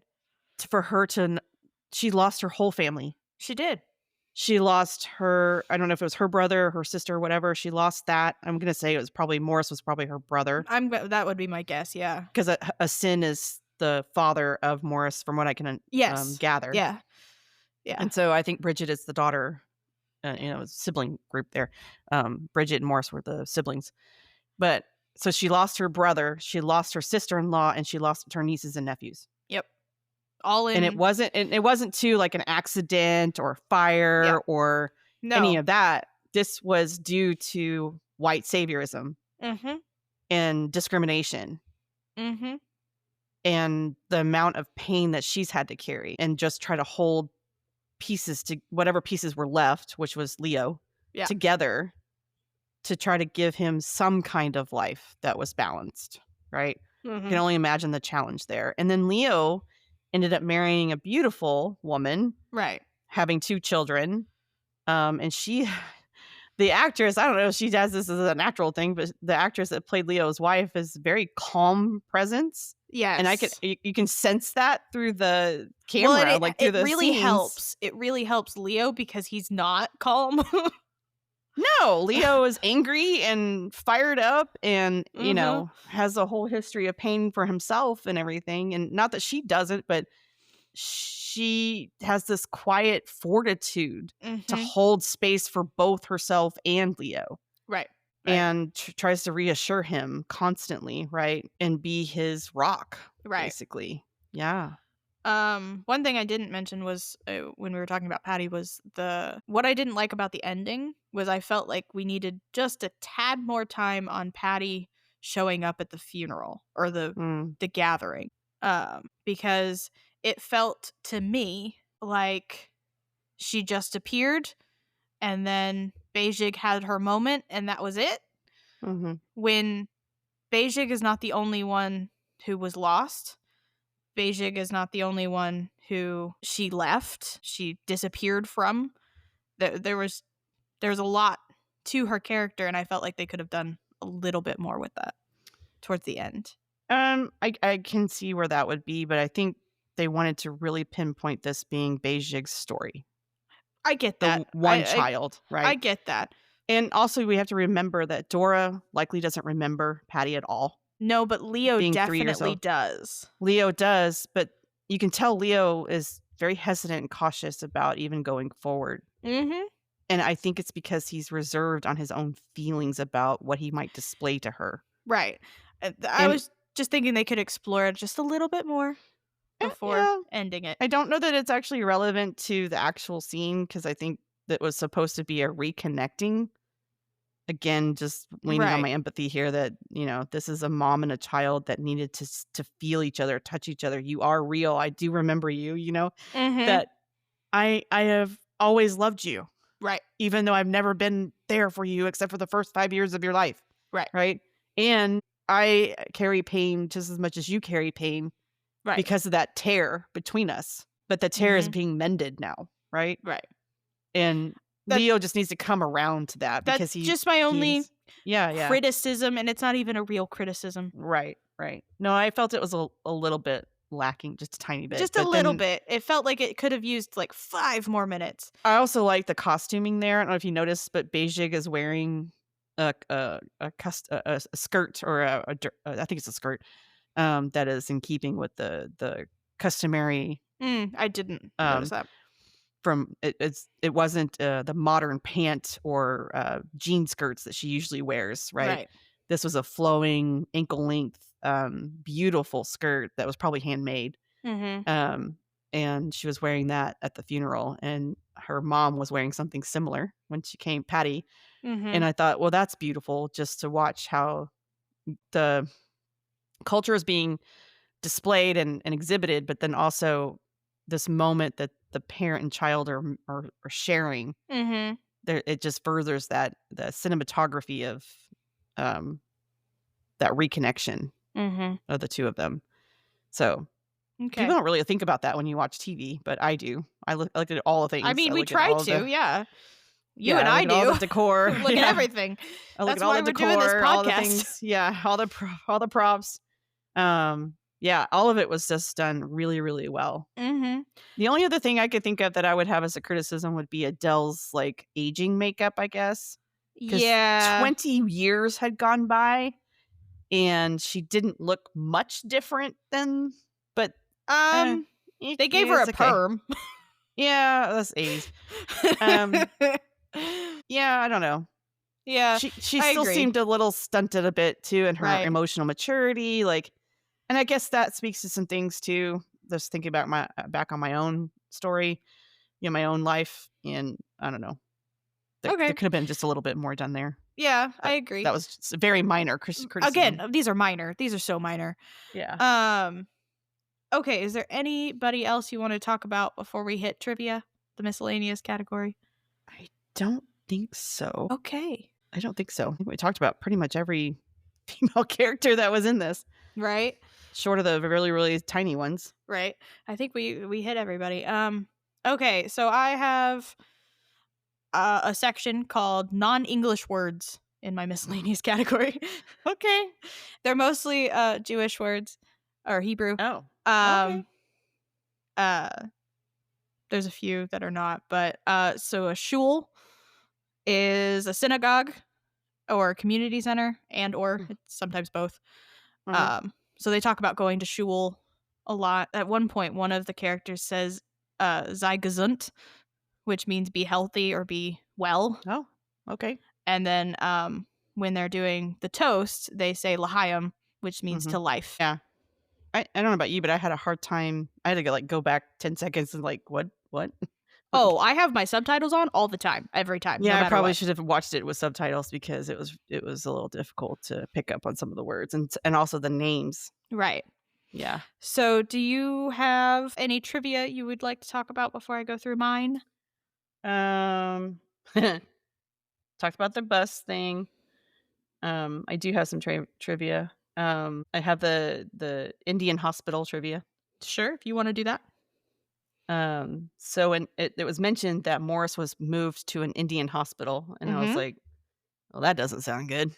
Right. Um, and actually, I was surprised he was still alive.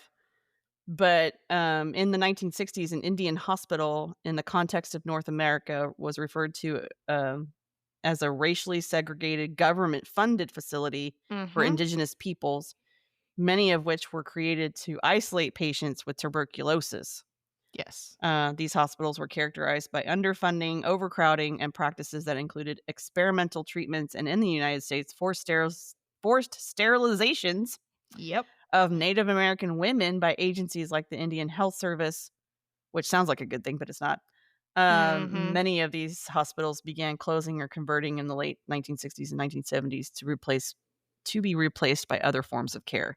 Yes. So, So this was the start when Morris was in the hospital. This it mhm. was the start of when they were starting to close, and you hear the nurse person say, "We don't have a doctor on staff." Mm, So a mm. whole hospital and they have no doctors. Mhm. I'd also found it interesting that this nurse was a white lady. Yes.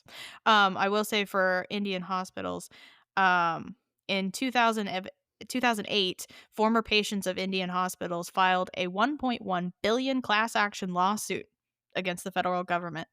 Um, and it was allowed through. And in 2025, the federal court accepted the settlement agreement that they ended up going with.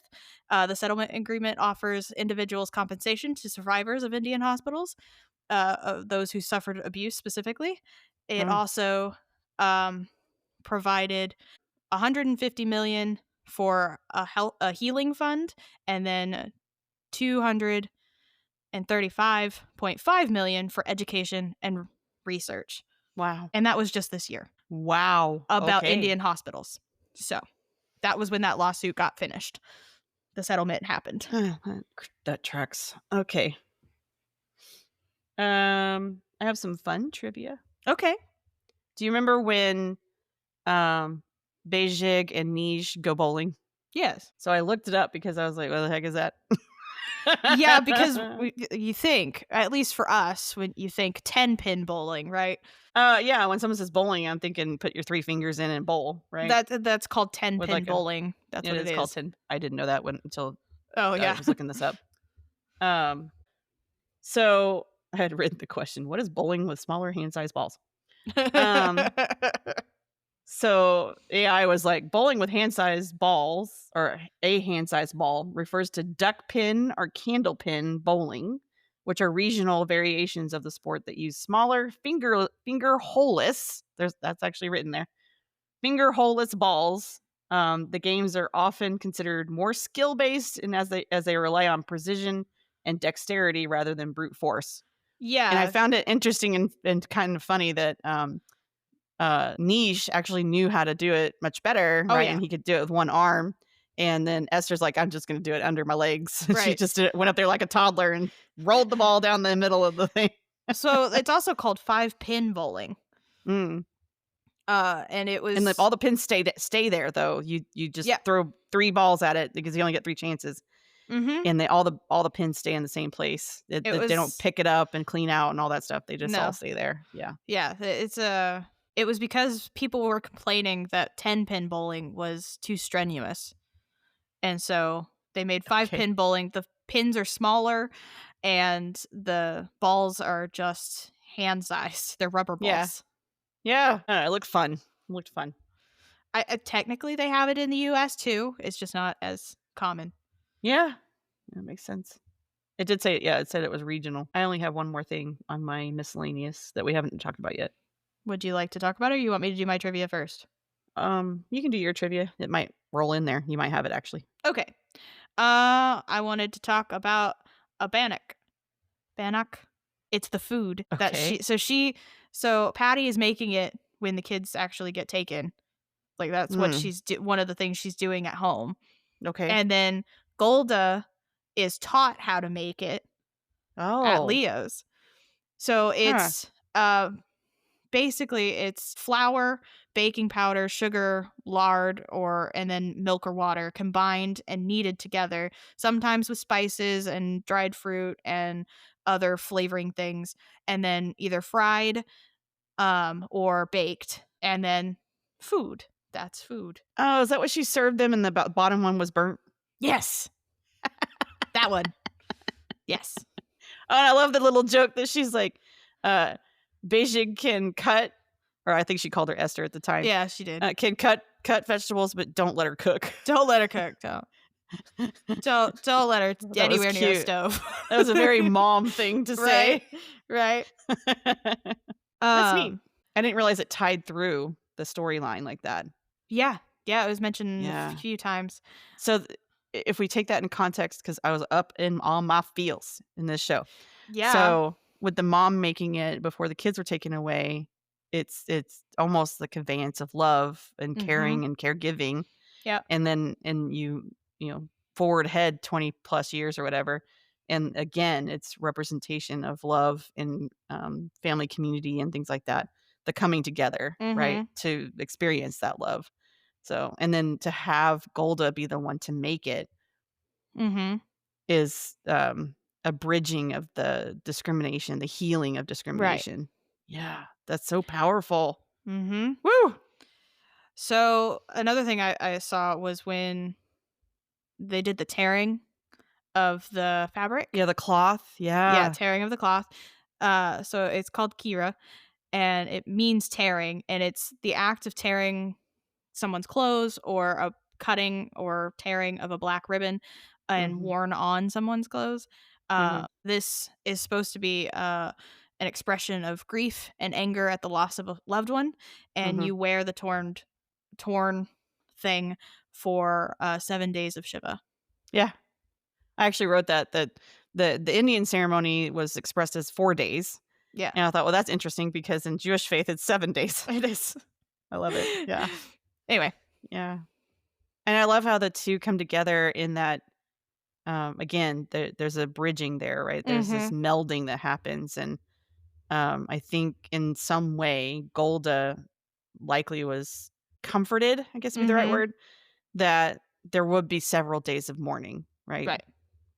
It may not be 7, but there would be several days of mourning. Right. That there's the mourning and celebration and the in and out of grief, and to have those days to really, um, honor your loved Mm-hmm. one that has passed. Um, Yeah. I didn't know that, Native peoples did that, right? I didn't know that that was part of their Yeah. ceremony. I did Makes know sense that though. about the Jewish faith, though. It makes Yeah. sense. And, Um, oh, can I just say in the Christian faith, it's a one and done thing, it is a even one and done thing. and it translates into corporate world too, in It that you don't does. get leave for people who have died. It doesn't matter what the relationship You get is, they don't bereavement leave care. for 2 days for your mother or your husband dying. I got 3 from my dad. That's surprising. I'm surprised you got 3, I'm gonna be Yeah. honest. It wasn't enough, I ended up taking a whole 7 days off. Yeah, I know. I was there. Mhm. Last trivia I have is buffalo sage. It's also called Yeah. white sage. That's what Asin and Golda are picking. Yeah, yeah. Um, it It's has very sacred, It is. actually. It's, very significant, for spiritual and, Mhm. medicinal. Mhm. It's mostly used for purification for spiritual stuff, Mhm. smudging or cleansing spaces and offering prayers, and that's what they were using the smoke to cleanse themselves before visiting Engaging with Niche. this. Yeah, yeah, Yeah. mhm. And then they actually blessed his, a plate of food to put Yes. out for his spirit as well. Yeah, Yes, they did. yeah. Isn't that neat? I love it. It is. Okay, that's all the trivia I have. The only other thing I have is just that I wanted to mention that the music that was showcased in this show, Mhm. all from Indigenous, Yes. peoples, and then, I have one slightly little tiny trivia. The man who plays, the grandfather Hassan Mhm. is played by Eric Schweig, right? Uh-huh. He was actually a child that was caught up in the '60s Scoop. So he Oh, wow. experienced this, and, he was adopted by an English-speaking German and French family, so a mix of German and French background, but they're English-speaking, Okay. which is why the last name Schweig. And interestingly enough, his uncle is Willie Thrasher, who's one of the musicians featured in the show. Yeah. So Very I thought that was cool. really, really cool how it all connected, you know. That is And very cool. he was alive to be able to still be a part of this story Right. to be told, right? That's So awesome. this That is a really very is awesome. powerful show. Yeah, it is. I'm really glad Yeah, we did it, even though it's very different from what we've ever done before. yeah, Um, I'm really glad we yeah, did it. yeah. Like I said, I was up in all my feels in this particular show. I think at one point I texted you and I'm like, I'm gonna go through a whole box of tissues watching this show. And I think I was on episode 2. Right? It doesn't get easier from there. No, no, no. In fact, just thinking about the show and stuff, and just really, you just go through it all over again. You just start feeling it all over again. Mhm. But I have a sense of pride and a sense of honor to not only witness the story, right, to be able to watch the show, Right. but then also to be able to talk about it too. Right. So I appreciate that, and I appreciate that we have this as part of our human heritage Yes. collectively. Yeah, and I am deeply saddened and angered by Yeah. the fact that other humans want to conquer other humans and Disgusted? discriminate against them. Yeah, disgusted is a good word. That even happens, and it's continuing to happen today in Yeah. 2025. That is awful. I Yeah, hate it, every bit of it. yeah, Um, I'm really glad we were able to do this. It is a limited series, so don't expect any more out of it. Oh, yeah, yeah. So And we watched it on, public, broadcasting yeah, system, PBS. so PBS. And it is available on I wanted to talk about too it's the Aboriginal People's Television Network. Yeah, I remember. You want Um, to talk about that? Sorry. yeah, that's a really cool thing. I didn't know it existed. Yeah. So they launched in 1999 Mm-hmm. as the first national oh my gosh, so What? sorry. They are the first national Indigenous broadcaster in the world. Okay. Wow. Since then, the network has become a global leader in programming that celebrates the rich diversity of Indigenous peoples at home and abroad. And I mean, at home, I assume they're talking about Canada, because that's where it's out of. Yeah. I mean, I guess. Via two distinct HD channels, so Okay. APTN and then APTN languages. And then their platform streaming service is called APTN Lumi, LUMI. Yeah, Lumi. That sounds like it. And then they're a part of like a more like world broadcasting, Indigenous broadcasting. So Awesome. there's a world one too. Anyway, it's just really cool. I was really enjoying reading about that. And that there's access to that and and if you're interested, you can look that stuff up. But that was just really cool that there's that. And then I wanted to end with the resources that were shared in the show. If you're ready to end. Yeah, I'm ready to end. Okay. So for our listeners, I wanted to just repeat the resources if you or someone you know has experienced or did experience the disconnect from your family and was put into foster homes and Mm-hmm. adopted. That you can reach out in Canada, something called Hope for Wellness, and it's 1-855-242-3310. Or you can go to Sixties Scoop network.org and connect there. In the US, you can text the word native to 741-741 or just dial 988. Okay. That's what they had on the We'll put as that in their the description as well. yeah, we'll put that in the description as well. So yeah, this was a very powerful Yes. And show. very heavy show. So the next show we are going to do, it will be lighter. We have already chosen it. It will be very funny. Yeah, it'll be a comedy. Yeah, So we are going to do a comedy next to keep it light. I mean, we have to kind of ride a wave here. We do. There's such heavy content for this one. We have to. We're going to do the ebb and flow. So this we'll is do part some of, heavy I don't stuff know and then lighter stuff. This matters to you to have people know, but we take care of ourselves and our own emotional health, and this is how we do that. We sort of have these conversations around what shows we're featuring and why. Yes. And when. Yes. So we take very high consideration as to what we're doing, and hopefully that's reflected in the lineup. And if you want to connect with us, you can get with us on Blue Sky.